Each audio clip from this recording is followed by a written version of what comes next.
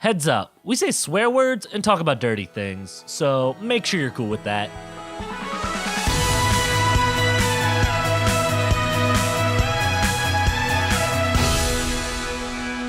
What anime do people in anime watch? Because sometimes they'll go, this isn't an anime. Oh, But God. like the only time I've ever seen that is a show like Nadesco, where they craft perfectly a fictional anime, but I've never seen them watch like anime within the anime. The only anime in anime I see are either like some Ultraman ripoff or some kind of Magical Girl ripoff, where it's just some like, it's either like, oh, token generic, I'm a magical girl, or like dolphin magical girl, where it gets to the point where it's like ridiculous. Yeah, it's always a parody, or it's has to be the genre thing like Lucky Star, where it's just like, yeah, we don't care. I know this is unrelated, but I have a story. Oh yeah. I had a chocolate, not the exact thing from Lucky Star. It was like The chocolate. it's one of those like croissant, like chocolatey croissant things, and like chocolate filling in the middle. And I'm looking at it, and I'm like, I don't know which side to eat this from. Did you literally go, man, I could spend 22 minits figuring out how to eat this? No. I should tell the audience the first episode of Lucky Star is the only thing I saw, and I hate it. But I literally had that moment. And I feel like less of a person. I'm sorry, world. I have disappointed you. If there's a God up there, I understand that you're disappointed with me. Oh man, yeah. And Look, I've disappointed anime God. Yeah. All right. And also, he's ready to now be like, okay, great, next season, pretty bad, bad crops, nothing but terrible rom-coms. That's cool. Alex will get a spinoff though. But damn it. hopefully we'll get a good harvest, because what we like to do with the Palmtop podcast is watch great slice of life anime. Yes. And Haruhi never really fits into the slice of life as much as you would expect, but it also presents a lot of human character moments. Very true. And I like to think that making a film brings out the best. I don't know. I feel like that's really unrelatable, and I've never done that. Never. Nope. We don't have the debt to show it at all. I don't want to talk about it either. Well, in parts 2 and 3, we've already learned that Mikuru is going to be the star. Oh yeah. And it's going to be a magical girl movie.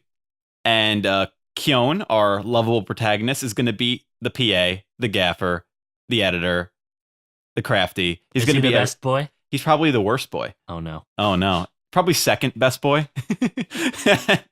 But Koizumi's going to lead. Nagato, our lovable blank slate, is going to be the villain. And Really? yeah, The most expressionless. when Haruhi season 1 aired, the movie was the first episode ever shown. This is season 2. This is basically behind the blow of how they do it. So I'm building this so we have to watch the making of the movie before we see the actual movie. Okay. Not because I chose to, but because I'm sticking to my walking path as we did it chronological. Makes sense. My dream is clear. Is it? It's very clear. So, I got an omelet right here that says it might not be. Terrace House is totally an anime.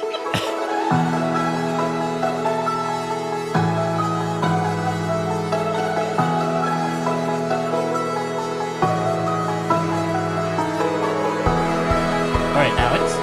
Kyle. For this next take we're going to do, I want you to be the evil villain, and I'm going to be the hero who's coming in to destroy your evil plan. Are you okay with that? Yes. Yeah. All right. Ready? Right, scene. Ready? All right. 3, 2, action. Stop right there, evildoer. I will not let you destroy this podcast. You're already too late, I'm afraid. The podcast is already stopped. You terrible monster. Oh, shoot. I forgot my lines. When you forget your line, you fire an energy beam out of your eye. Yeah. So that's where that came from. Yeah, no, that was quite an interesting set of episodes we watched. Let's start on the first one. Right. Which is... We just start our filming. You know, last one, when they started, and it was basically just pre-production. Like pre-production, it was a little boring. It was a little slow. Caused infighting. But the second one was... Oh, here's the mess that Haruhi's making. And oh, God, yeah. Oh, literally shooting commercials for the lighting store and the model store so we can get their props for free. Yeah, it wasn't great. But, you know, you got to do what you got to do when you're making indie films. Shake the tree. All right, here's my question. Do you think that only worked because of God powers? I actually did think that maybe it was some sort of like strong persuasion on that end. And you can honestly argue anything that Haruhi does, any kind of transaction that goes her way is expedited because of the god powers. But for this one, I want to say no. It was literally 15 full minutes of video advertising. You know, when you think about it, like in D&D terms, Haruhi, when she wants to, rolls a 20. Yep. She makes a very strong persuasion. Oh, yeah. The storyboard's all up here. You don't have to worry about that. Oh, man, I'm worrying about this thing. And she's like, don't worry about everything. I'm like, literally all of film is worrying about things. Yeah. That's how a production goes. And when they're like, what about this continuity error? Don't worry. We'll just change the script accordingly. Literally goes, who's going to do all that editing? Oh, I'll do it, I guess. Yeah. Mikuru's like, oh yeah, I'm in this maid outfit now. I don't want to go in public in this. And Haruhi's like, no, you have to go in public in this. You're in the character. It's the zone. And then we'll just frivolously change it a few seconds later. You're in the bunny outfit now. Can we talk about how Yuki just straight up comes into the club room in the witch outfit? In the witch outfit for no reason? I mean, like, yeah, her group was doing it and she didn't have to come in it, but it's like, I'm not saying that, like, there's a possibility that Endless 8 bullshit can still keep going on and she knows the future a little bit, but, like, she just totally showed up and was like, oh, yeah, no, that's perfect. How did you know? Oh, you think it might have been like this is like the second or third time? Maybe. We get a lot of maybe we get a lot of weird moments, like Haruhi might read minds. Oh my god, yeah, I think that's what's bothering me the most right now, continuity wise, is there's been multiple times just in these 2 episodes where Kyon will say something in his head and Haruhi will react almost exactly to like if she heard it, like, oh, I'm saying something about Mikuru in my head, and he's just like, don't you look at her like that? And it's like, what the fuck? It's I guess it's a form of comedy. They do that sometimes, and by sometimes I mean a lot in animation. That's such a clear, like, oh, it's all over your face situation. But it happens so much with Haruhi, you can't help but wonder. Also, Haruhi's a god. Yeah, you know what? You could throw that into any argument here. It's really strange, and I wouldn't be surprised if she could hear some of it, or like maybe she's like, oh man, wouldn't it be fun if I felt jealous right now? Maybe made him feel that way, but I don't fucking know because this show is ridiculous. Like when the moment comes where she goes, here's everyone's cast roles, and they're all who they are. Like Koizumi is playing a dramatic Esper, and Mikuru's playing a time traveler, and Yuki's playing an alien, and Kyon's just not there. Magic alien. Magic alien. You're right. I'm so sorry. She gets a little cookie wand. Yeah. And just proceeds to spend the next episode gyrating it in a circle. Like, hey. So great. Yuki's like tendencies to kind of like cling on to something, like the masks in Endless 8. Right. It's just, they're endlessly enjoyable because there's no shred of human emotion in her being, but she will do something like a child, which is pretty cool. I will admit, some of the locations they film in are hilarious. Oh, the Central Park? Oh god, no, the like the shrine where they're like, I want pigeons, so I'm gonna feed pigeons where it says don't feed pigeons, and then when the monk tries to shoot me out, I'm just gonna shoot him with fake pellet guns. That was the most character defining moment. Open fire on the just priest. Like, all right, what do I do in this situation? I don't know, fire pellet guns? Akimbo style? It's just like, fuck, Haruhi, you're breaking a law. Haruhi, what's like, all right, we ready to set? Yes, action. But you didn't even direct us. Guys, it's not really fighting. You told us to stand here, but fight though. There's a moment where we had, you might remember this a little more than me, because this like kind of stood out to you, but that meta moment where they're talking about the movie and who it'll attract as an audience. Oh god, yeah. I forget specifically what they said, but the kind of conversation when they had where they were talking about these type of characters being together or something like that. Yep. It's like, this is just kind of confusing or whatever. It's just like, oh, this is weirdly meta. Yeah, we got to appeal to the fans, but there aren't any fans yet. We'll make the fans come here. We have to win a Golden Globe. There was a scene I really liked where Koizumi and Kyon are hanging out in the club, and they're talking about the value of Kyon, and it's such an ironic statement that, hey, there's a ton of us, time travelers, espers, and aliens that could fill the bill, but you're you, and you don't have an understudy. You have to be here, which is very funny because he's just an average Joe. Yeah, it sounds like some pretty hard foreshadowing to me, if anything. It's like, hey, maybe look out for yourself, because you might mean a lot more to the survival in the world than I do. Yep. And that's really all there is on 2. Do you want to lead with the goofiest part of 3, which is fucking beam? Yep.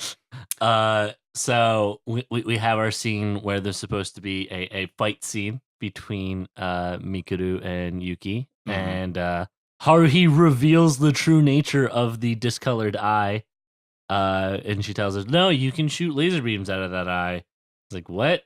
And then she tries wholeheartedly, like, telling her, it's like, you need to believe in the lasers in your eye the whole time. And then she, like, starts bullying her really hard. It is, you hear the stories of, like, and yes, I know fan film, like, young student film, but, like, it's such a clear, hey, this is the bullying. Yeah. The scene starts with Mikuru and Yuki about to duke it out in the film, having their climactic fight. And then Haruhi basically tells Mikuru, yeah, by the way, the reason your eye's discolored is because you can shoot lasers out of your eye. And basically tries to very much convince her that she could do that. Do you remember that? Hey, you remember that contact that we made you wear and you just walk in with your eye bleeding? Yeah, that was actually really funny. She's like crying and like half squinting, and you feel so bad for Mikuru in all these episodes. I was joking around with Alex when we were watching it, and like, I want a timestamp of just how long Mikuru in this entire series just spends crying. I feel like you could fill up an entire episode. Oh my god, it's so often. I feel so bad. Stephanie Sheh like nails that. Can you be mopey in every line you do? Okay. Oh my god, it's so perfect. Funny. All right, so yeah. Haruhi's like, yeah, no, you can definitely shoot a laser beam out of your eye. And she's like, okay, I gotta stand like this. Yeah, shoot the beam. And then she's like, all right, I gotta do it. And then right after she does it, Yuki hops back and catches a fucking laser beam that almost kills Kyon. Yuki confirmed for being faster than the speed of light. Easily. She can. We've seen her talk faster than the speed of light, so I guess it's only natural that her muscles. Yeah, makes sense. And then Mikuru doesn't realize she's doing it, and then she cuts the light board in half. The foam core being held by Koizumi to like reflect the light properly is my favorite part of this. Is as the lowest, like, hey, we want to make the lighting look good, but we also don't have a budget. Let's steal from the photo club. He's also just standing in the middle of them, and he's in half the shots. Like, it's fucking great. Did you expect the beam? Did you know that was coming? I mean, all right. Full disclosure, I know I've seen a scene where they are surrounded by a miniature city and she fires a beam, but it looks like special effects have taken place. Right. That's all I've seen that I feel like is going to come up maybe in the next episode. I just don't know. So Kyle, you didn't know that like there was going to be an actual fucking energy beam come out and literally make Yuki's hand like get burned through. No. If any laser beam I was gonna expect like an actual cool looking like Kamehameha-esque beam coming out of her eye, not like this pew, like really small, like you can't even see it with your eye beam that just gets fired out. And then the best part is Yuki then just immediately tackles Mikuru. Yep. Just immediate takedown. And Haruhi's like, what the fuck? Where's the contact lens? Yuki, do you know about it? No. Liar. Killing right away. Liar. You liar. It's a photon laser, we're told over and over. Photon laser, not a heat ray. Oh my god, Yuki, shut up, we get it. Get it right, noob. Wrecked. I'm funny.